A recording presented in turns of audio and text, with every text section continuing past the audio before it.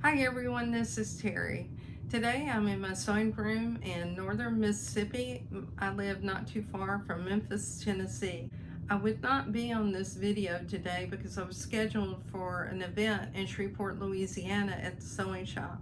It was a 2-day event, compliments of Steve and Holly Cobb, and we decided to reschedule it for the safety of the customers. I think it was the right decision, and I'm looking forward to going there in the fall. Periodically get questions asking about creating appliques. Now, I purchased this design from Emily Scott.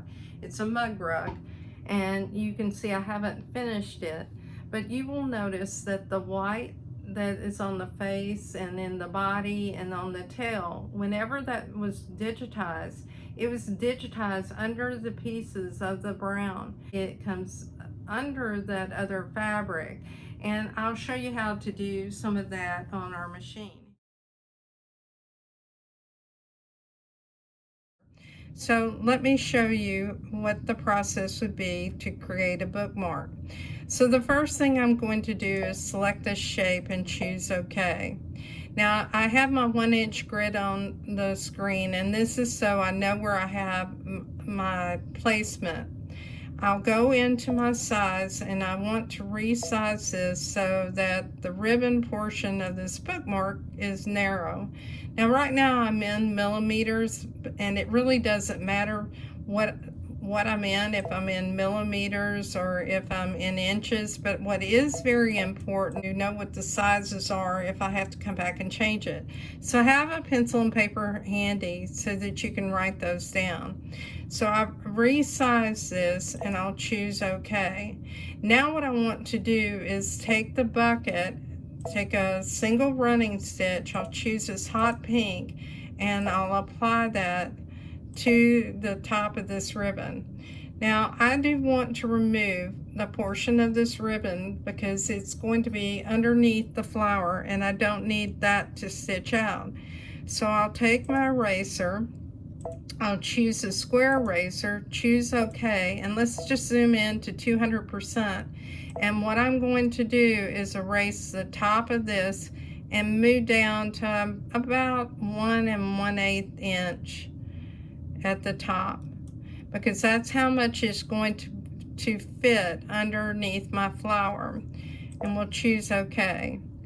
Now that I've done that, you can see that I have this running stitch. If you wanted to watch it play out here, you can have a stitch player. You may not realize that you have that in my design center, but you could watch that stitch out.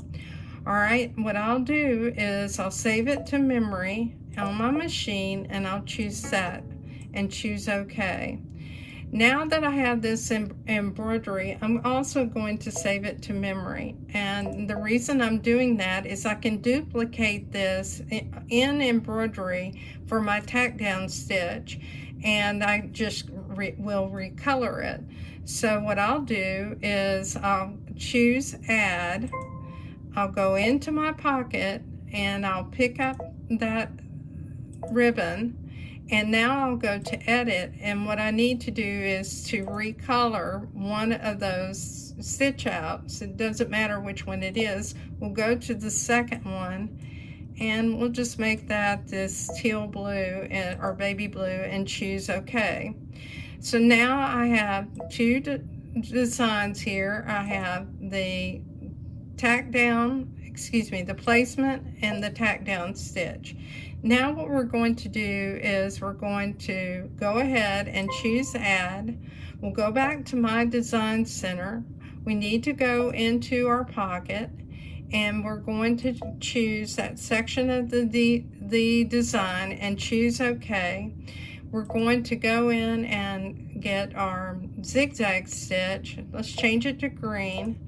Choose OK, take the bucket and apply it. We'll now go ahead and choose Next, and we want this to be 4 millimeters in width. So we'll make that 4 millimeters and select OK.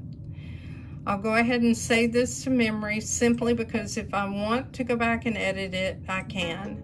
and I'll choose OK. So now I have all of this together. I'm going to go ahead and group it. So I'll choose group and I'll group that together, and I'll just save that to memory.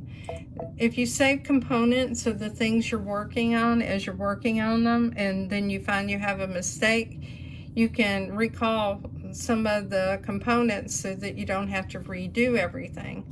Now we're going to choose add, but before we do, let's look at the width of this.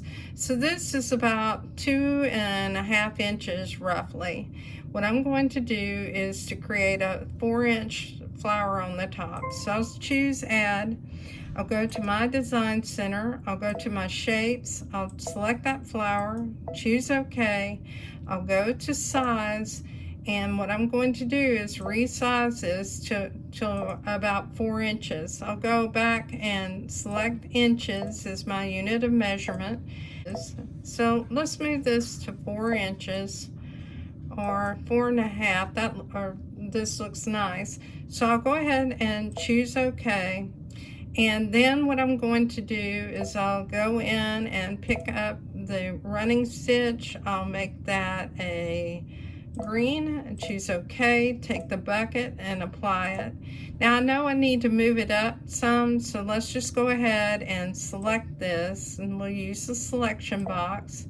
So make sure you select everything. We'll go to size and we'll move this up, and we'll place it about right here. Now we'll be able to move it in embroidery if we need to, but we'll place it there for right now, and we'll choose OK. So now let's go ahead and we'll save it, and we'll choose next, and we'll choose set and OK. All right, you can see where it's placed, and I do think I need to move it up just a little bit. I do want this to cover the ends of that satin stitch, but maybe not quite that much. So while it's selected, I'll go into edit, I'll go to move, and I'll move it up, and then I'll also pay attention to where I'm moving it. So you'll see right here on the flower where it's meeting the center line, that is the position I need to be in. Now what I'm going to do is I'll go ahead and duplicate this flower. I can duplicate it here, and if I do, I'll have to move it, or I can duplicate it by going back to my design center. I'll duplicate it here. You can see that it's offset. Let's recolor that. So we'll recolor it red and choose OK. And now what we're going to do, and I don't really think that it did recolor it. I recolored the wrong step. So I need to move here and select this and make that red and choose OK. And now what I need to do is to move it. Well, one thing that is helpful is to go to the preceding flower, go into move, and you can see the position. It's 1.55 and a negative 0.01. So let's move to the next one, and what we need to do is we want to move it to the position of 1.55 and a negative 1.01. Or maybe it's 0.1. Let's look.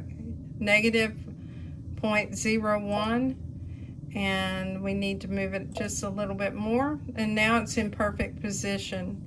So we'll choose OK. All right, we're now going to choose add. We're going to go back and into my design center. We'll go to our pocket, and we'll retrieve that, and we'll choose OK. And now we're going to make that a satin stitch, and we have satin selected. Let's just make this gold color, choose OK, take the bucket and apply it.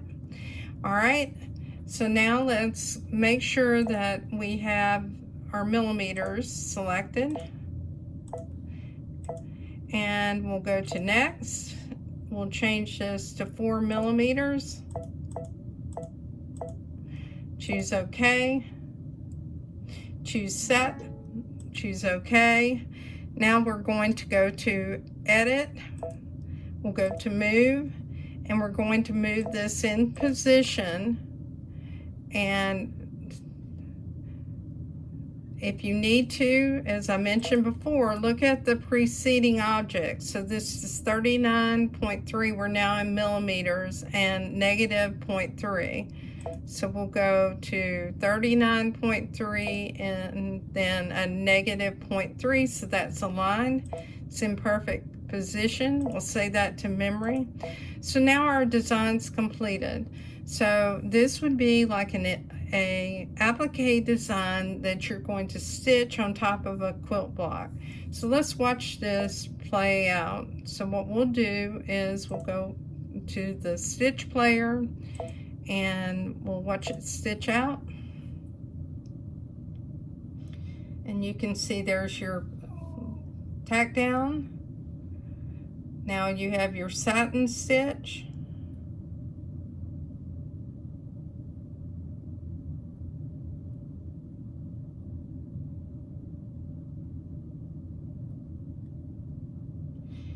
Here's your flower, there's your placement line, here's your tack down line where you'll trim your fabric, and now you have your satin stitch that will cover it.